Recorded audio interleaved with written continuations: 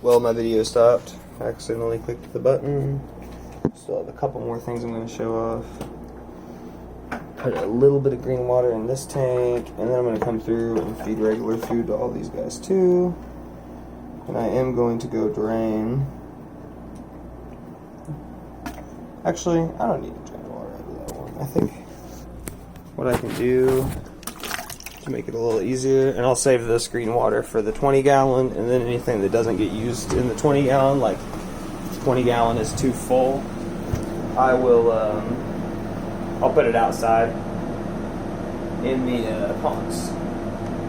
So I'm just going to take a couple scoops of this water back, and there should still be, like, the infusoria, when I put them in there, you know, when I put the green water in there, all the little microscopic doodads, they'll kind of all run different directions. They're not necessarily going to just like sit at the top, so it should be okay if I take a little water back out.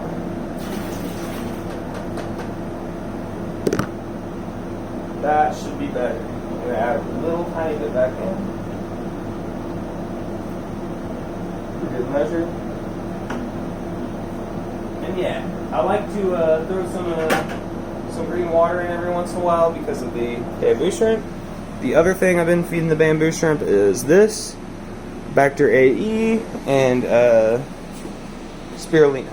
The spirulina, it does cloud the water quite a bit, so I would just be careful. Like, you can still use it. I definitely am still using it, but just the first couple times I put it in there, I think I put a little bit too much. Oh, the other thing, I can feed the bamboo shrimps first bites. They should, since it's so powdered, they should fan for first bites too, or at least if they find it, it's going to be in a really, really usable form for them because they want that really small food. So I'm just going to throw some first bites in here, and the fish will eat the first bites too, even though they're big. I have seen them. Ooh, that was a little too much first bites, but that's okay. But I have seen the fish indeed chasing around first bites, eating them. Really, the thing I like about first bites, they're really, really good. They look just like brine shrimp, really. Like, that looks like baby brine. When I put baby brine in here, like when I put mosquito larvae or daphnia, something really, really small. That's what it looks like. It just floats around in the water column forever, and yeah, the fish go nuts for it, even though they're not baby fish. But it tastes good to them. It's got a good smell. They know it has the nutrients. You know, it's got the nutrients in there for them. Yeah, all my rainbow fish are still doing pretty good. There's all 10 of them. I always say all 5 for some reason. Is it all 10 of them right here? Yeah, it's all 10 right there. So that's good. The only thing I've had a problem with is that one nerite that I just left him in here. I have like a snail graveyard because I tried out horned nerite snails for a while, and I'll just give you guys my take on horned nerite snails. None of my horned nerite snails lasted. I have like maybe 2. I think I have one in my brother's tank and one in one of the tanks in my room. And I think I ordered about 20 horned nerites between 2 different sources, or maybe 3 different sources. I ordered them from a couple different places, and every time I got them, they would be alive when they got here, and just be like really, really kind of lethargic. Like, they didn't really move around very much. They were just kind of like sitting, and they'd be alive, but they never last very long. So the next step of my green water feeding that I was trying to show off is, see what I do is I have these 2 big buckets out here, and they're just dechlorinated water. Like Daphnia and Infusoria really likes like aged water better than just straight dechlorinated water. But you can see it's got like cyanobacteria or whatever, all kinds of algae type stuff growing on the sides. It's a nice layer of slime. You see my finger just went right through that. But yeah, so what you do, you put these guys out here, fill them with water, fill them with, like, I put a handful of grass as per Aquarium Co-op Corey's instructions. I think somebody else had told him to do that to get them started. And you don't really know what you're getting started in there, to be completely honest. Like, it's possible you could get something parasitic from these. It's not impossible. It's very unlikely, I would say. Most parasitic things aren't going to lay their eggs directly in here, because there's nothing for their babies to parasitize on. So the adult stage of the life cycle should know that and be like, oh, I'm going to lay my eggs somewhere else. And there's all kinds of things in nature that control parasitic species of things, like nematodes and different stuff like that. So yeah, I don't think it's that big of a worry. I did it this way, and I've been feeding them for a little while like this. And I had a problem one time when I fed them the green water. I think I had like one fish die. But I fed spirulina the same day. And then I did some testing with just the spirulina, and it was definitely the spirulina. I was just putting way too much spirulina. This green water does not cloud the water barely at all. And this is water that I just cleaned out of the big 40-gallon tank. And all I'm going to do is I'm just going to pour half of it in one of these buckets, half of it in the other bucket. And it should have a chunk of waste in there. One of these buckets was already dirtier than the other one, so I'm going to put more of the dirty water in the one that was less dirty, if that makes sense. So now you can see they are both really dirty. And that's another thing. I would not feed these to any fish for some days, maybe a week or something. Oh, I have my phone upside down. Maybe a week or something like that. Let them sit out here in the sun and get fully green again, and then you can come in and feed it to all the fish. Green water is really good for all your fish. It's very similar to spirulina. Feed spirulina. It's like a lot of protein, a lot of fiber, and all you do when you feed it is I bring one of these buckets out here, and I take my old Chicago Cubs shirt because my ex-girlfriend got it for me, and I don't like her. So we're using this shirt. And yeah, basically you put this over the top of your bucket. Like, let's say I was going to be using this bucket. I'll just go ahead and show you guys. So you would take it. I am going to wash this here soon. This shirt, it is kind of dirty. I've used it twice, and it's disgusting now after 2 times. So definitely going to rinse that out. But yeah, you would just take the shirt and put it over the top.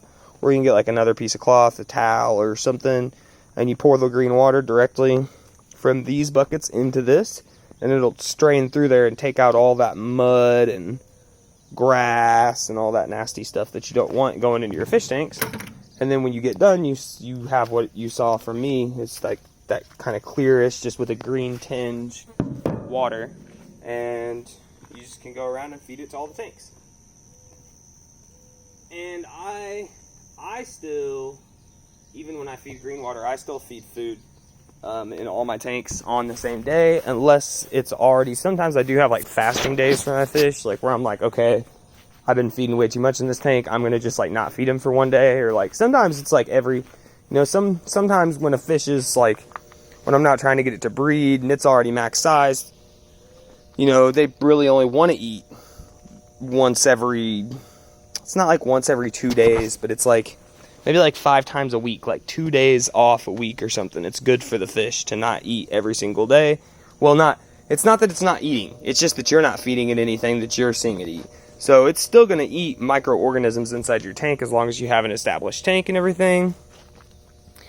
So yeah, But yeah, that's why I just go ahead and feed with the green water though, just in case.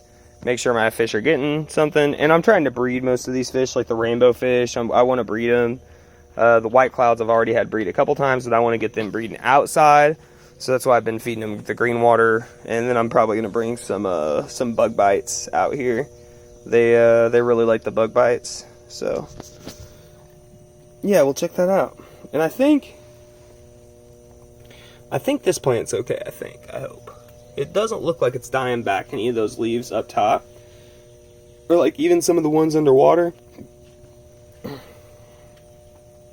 So yeah, I'm gonna just watch that long term and just see what happens. If I need to, I can go buy new plants. I it's not something I would like to do, spend more money on plants. I'd say I spent about $50, $60 on all these plants.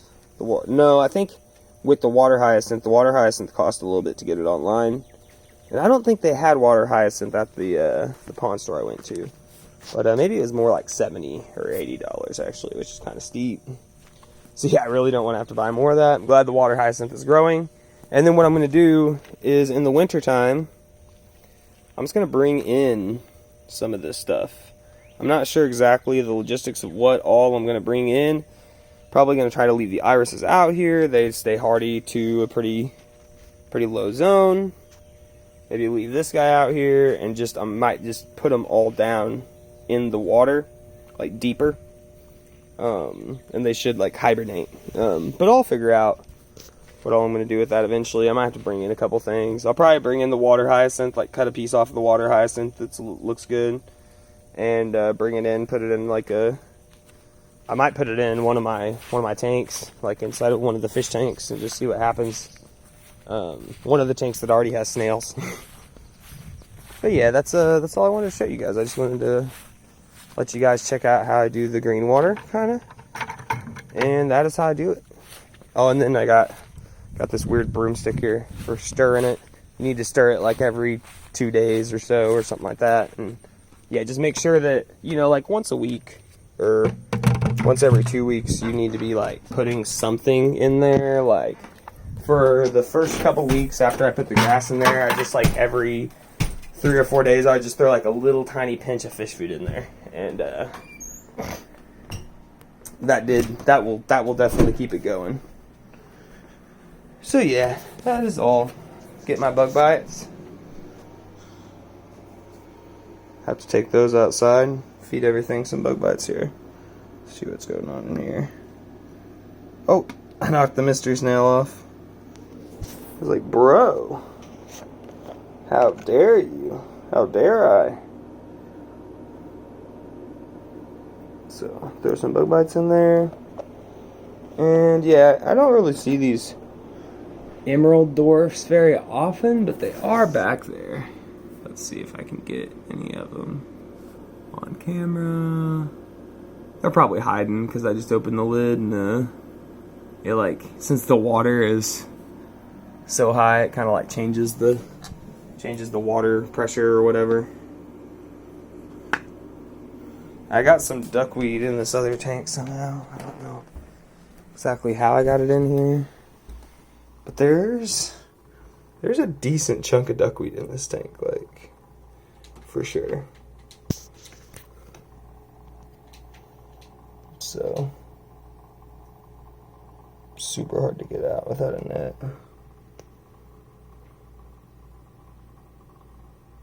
Yeah, so that's unfortunate about the duckweed, but you know how it goes, guys.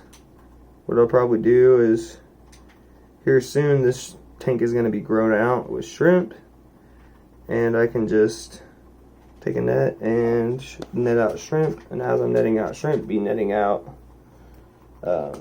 duckweed. So yeah, fed a little bug bites to them too. Should be enough, just a little pinch for them to get by. And I already fed this one out here, so yeah, that's my video. Got stuff growing, stuff starting to grow finally, and this is me checking out YouTube. Sorry for the 2 videos.